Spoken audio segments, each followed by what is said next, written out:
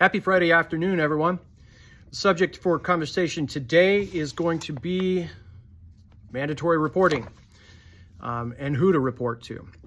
As an employee of Addus Home Care, as a home care aide, I want to make sure that I stress that all of us are what we would call mandatory reporters. That means that if we witness or hear of or suspect at any point that any of our vulnerable adults or children are the subject of exploitation, financial exploitation, abuse, or neglect, or even self-neglect, it's super critical that we reach out to our manager.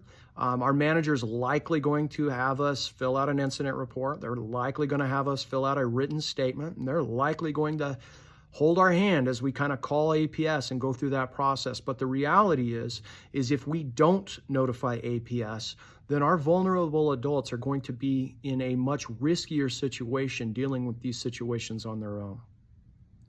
As a mandatory reporter, it's super critical that you understand the definitions of abuse, neglect, and exploitation. When you hired on and for your orientation, we did go over those things. We signed our policy as home care aides, and it's super critical that we know that. The other component that you need to know is how we're going to reach APS if we need to. I'm actually going to read the phone number to you real quickly.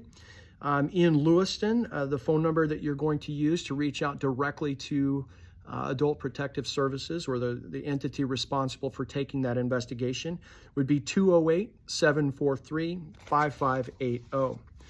The other thing that I want you guys all to understand is that if we fail to report an incidence of abuse, neglect, or exploitation, we could also be prosecuted. We could be terminated.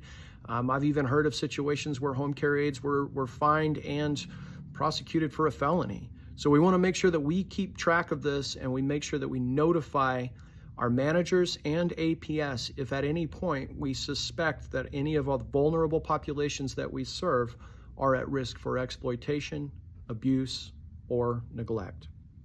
Kind of a final component here is I just had an APS report just this week. It came to us because a caregiver brought to our attention that one of our clients is struggling with a serious amount of self-neglect. We were able to notify APS. They are now aware of the situation, and they will be in a place to help envelop that client with services and hopefully help keep them in a situation where they can remain independent in their homes. Super critical we keep an eye on that.